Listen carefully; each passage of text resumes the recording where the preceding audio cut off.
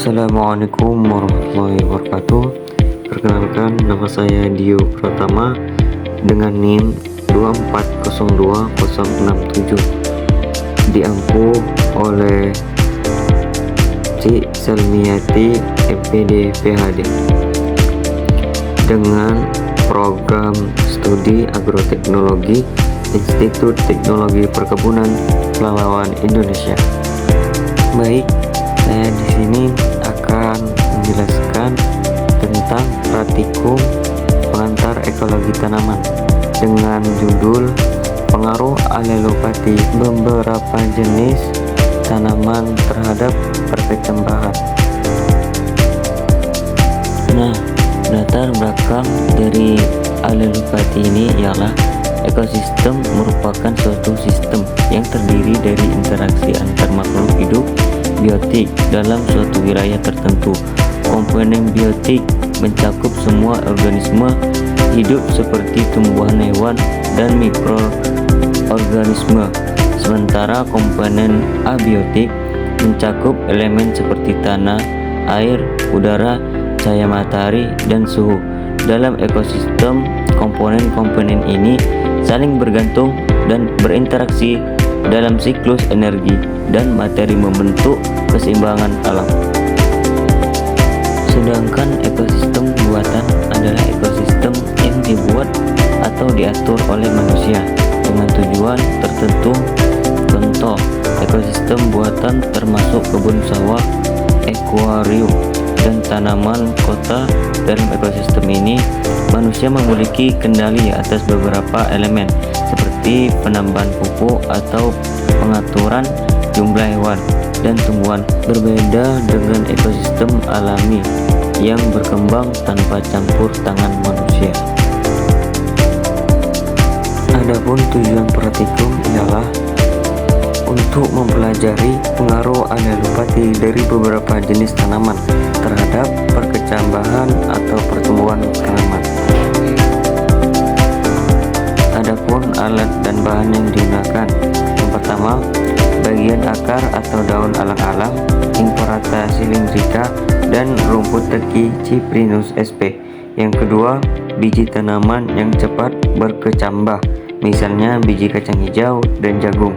Dan yang ketiga, blender atau mangkok penggerus cawan petri, kertas saring dan kertas semarang, gelas ukur corong, penyaring pipet, dan pisau atau gunting.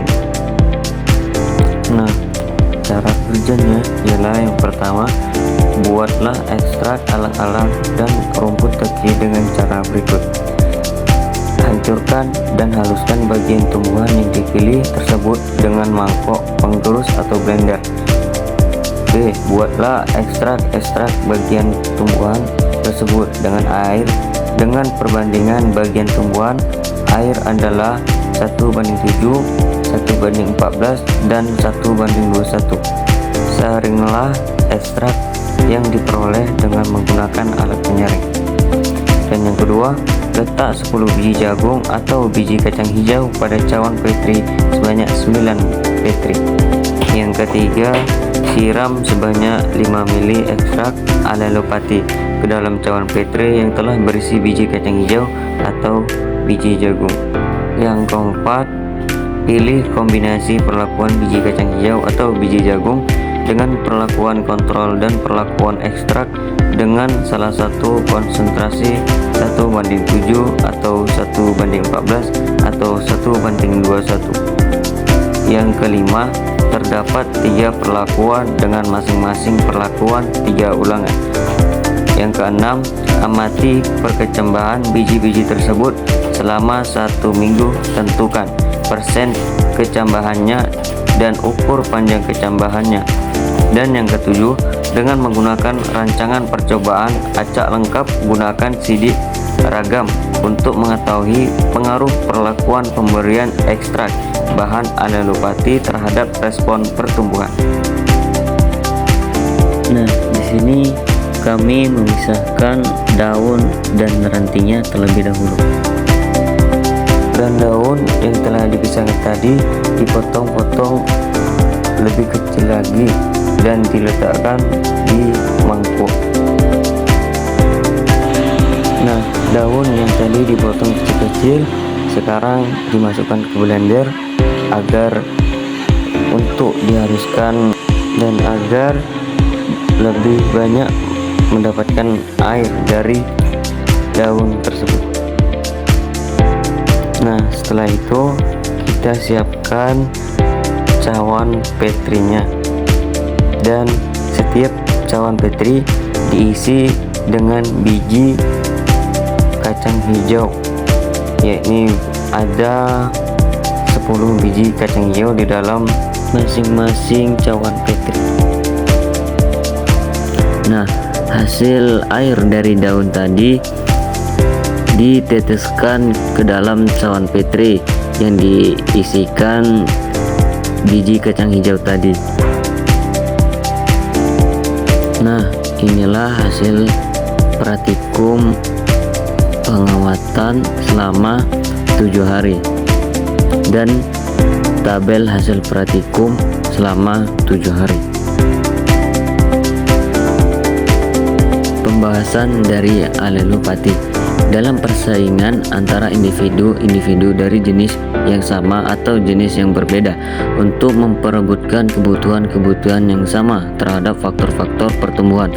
Kadang-kadang suatu jenis pertumbuhan mengeluarkan senyawa kimia yang dapat mempengaruhi pertumbuhan jenis-jenis pohon lain, dan juga kemungkinan dapat mempengaruhi pertumbuhan dari anaknya sendiri. Peristiwa semacam ini disebut dengan alelopati. Jadi alelopati dalam suatu peristiwa di mana suatu individu tumbuhan menghasilkan zat kimia yang dapat mempengaruhi pertumbuhan individu lainnya. Alelopati terjadi karena adanya senyawa yang bersifat menghambat. Senyawa tersebut tergolong senyawa sekunder karena timbulnya secara sporadik dan tidak berperan dalam metabolisme primer organisme. Senyawa-senyawa yang bersifat menghambat tersebut dikelompokkan menjadi 5 kelompok utama seperti fenicepropian, acetogenin, terpenoid, dan alkaloid. Kesimpulannya ialah yang pertama, alelopati dapat dimanfaatkan sebagai blok herbisida untuk mengendalikan gulma. Yang kedua, alelopati adalah fenomena biologis di mana suatu organisme menghasilkan satu atau lebih zat biokimia yang dapat mempengaruhi pertumbuhan kelangsungan hidup dan reproduksi organisme lainnya. Yang ketiga, menjelaskan apakah definisi secara serta peranan alelopati. Dan yang keempat, zat alelopati dari alang-alang dapat berpengaruh terhadap pertumbuhan semai. Nah, itulah tadi kegiatan praktikum alelopati. Semoga bermanfaat bagi kita semua. Mohon maaf apabila banyak kekurangan dari kegiatan tadi. Saya akhiri, wassalamualaikum warahmatullahi wabarakatuh. Terima kasih.